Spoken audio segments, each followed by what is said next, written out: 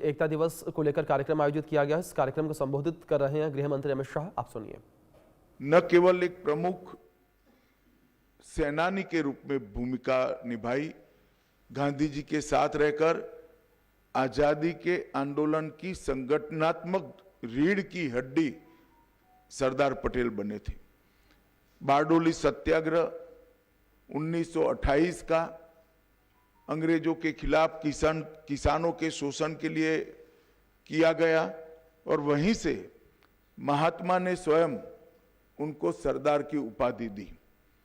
जब देश को आजादी मिली तब स्वतंत्रता के बाद अंग्रेजों ने देश को 562 अलग अलग रियासतों में बांटकर जाने का फैसला किया।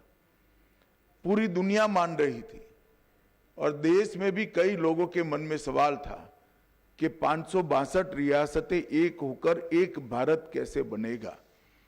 परंतु कुछ ही समय में एक दृष्टि से कार्य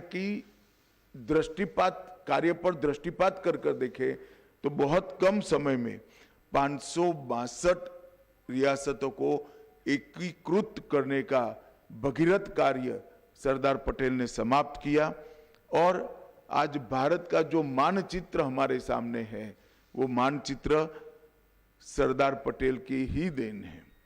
हैदराबाद में पुलिस एक्शन, जूनागढ़ का एकीकरण, ये सभी चीजों को कहीं कुने से, कहीं दृढ़ता से और कहीं व्रज से भी ज्यादा कठोरता से एक एक कर रिजॉल्व करने का काम किया। भोपाल हो, काठियावाड़ की रियासतें हो, त्रावणकोर हो या जोधपुर हो, हर जगह पे जो समस्या आई इसका निवारण सरदार पटेल ने किया और पाकिस्तान का जो प्रयास था पाकिस्तान कॉरिडोर बनाने का, उसको निरस्त करने का काम किया। किसी भी प्रकार की प्रचार की अपेक्षा के बगैर, किसी भी प्रकार के यश के अपेक्षा के बगैर देश के लिए जीवन कैसे जिया जाता है उसका उत्कृष्ट उदाहरण सरदार पटेल थे।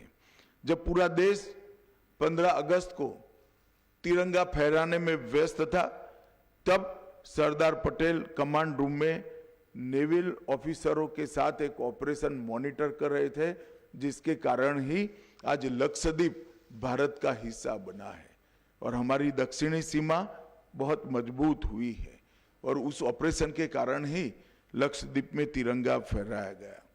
दुर्भाग्य की बात है कि आजादी के बाद, सरदार पटेल के निधन के बाद सरदार पटेल को भुलाने में कांग्रेस पार्टी ने कोई कसर नहीं छोड़ी। सरदार जैसे महान व्यक्तित्व को भी भारत रत्न मिलने में 41 साल की देरी हुई और वो देरी केवल और केवल कांग्रेस के सरदार के प्रति एक विशिष्ट अभाव के कारण रही। सरदार पटेल जैसे महान व्यक्तित्व के लिए पूरे देश में ना कोई समाधि बनी, ना कोई उनका स्मारक बना। जब नरेंद्र मोदी जी गुजरात के मुख्यमंत्री बने तब उन्होंने स्टैच्यू ऑफ यूनिटी की रचना की और एक भव्य स्मारक जो पूरे विश्व में आज प्रसिद्ध हो चुका है, वो सरदार पटेल के स्मारक बनाने का काम नरेंद्र मोदी जी ने किया। 2013 में इसकी 31 अक्टूबर को आधारशिला रखी गई।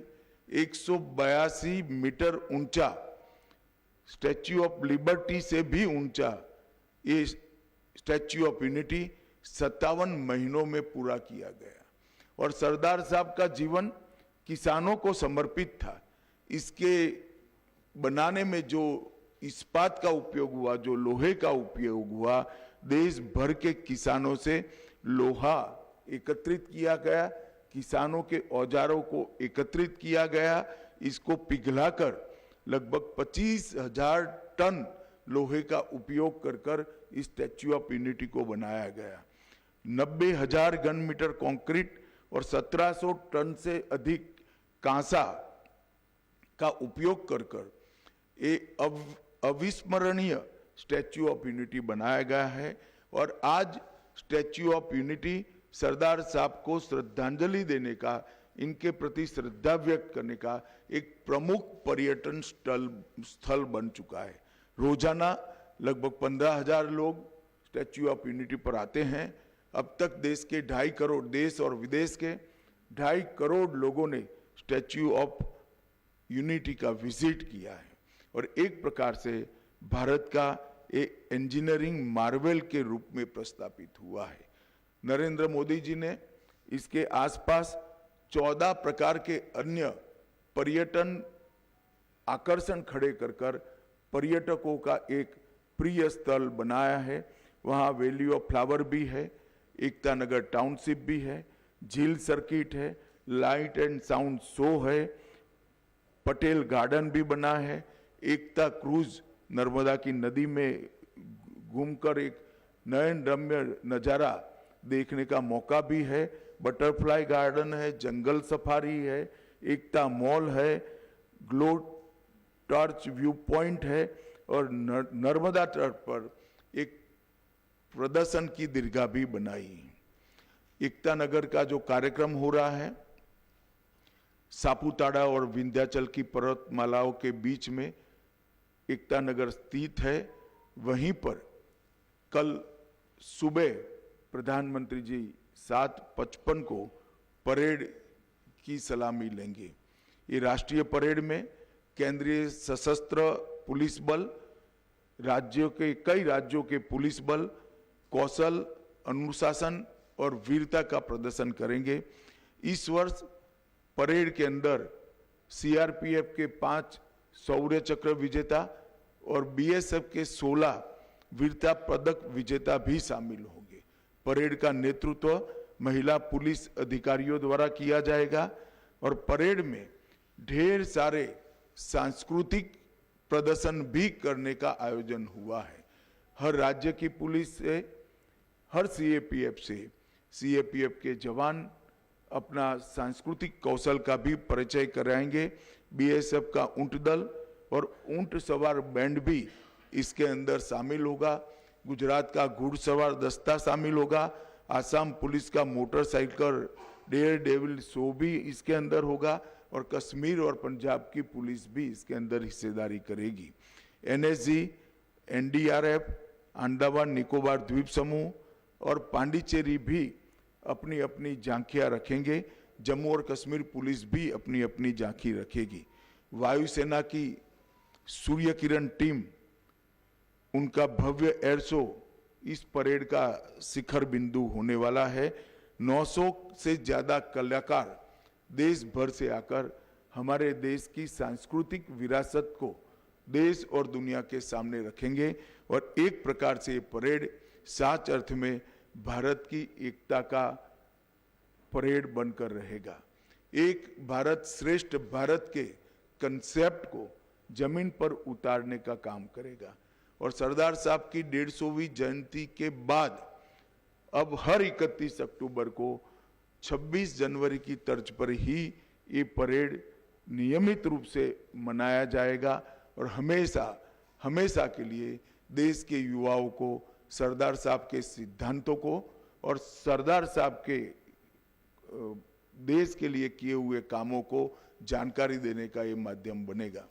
मेरा सभी मीडिया के प्रतिनिधियों से विनती है कि इस परेड को ज़्यादा से ज़्यादा लोगों तक पहुंचाने के लिए आप मदद करिए और इस परेड के माध्यम से फिर से एक बार देश में एकता और अखंडितता के लिए एक मजबूत माहौल खड़ा हो, इस दिशा में हम सब काम करेंगे। ये इन्फॉर्मेशन देने के लिए ही बीच चुनावी माहौल में आप लोगों को बुलाया था, क्योंकि और कोई पॉलिटिकल बात हो नहीं सकती। आचार संहिता यहाँ पर विद्यमान है। चुनाव आयोग से परमिशन लेकर इन नॉन पॉलिटिकल इश्यू पर ही आपसे बात करने के लिए आप सभी को बुलाया था।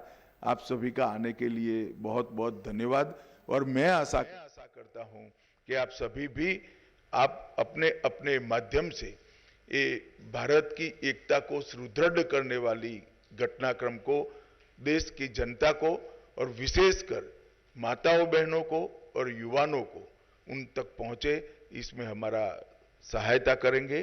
फिर से एक बार आप सभी का बहुत बहुत धन्यवाद।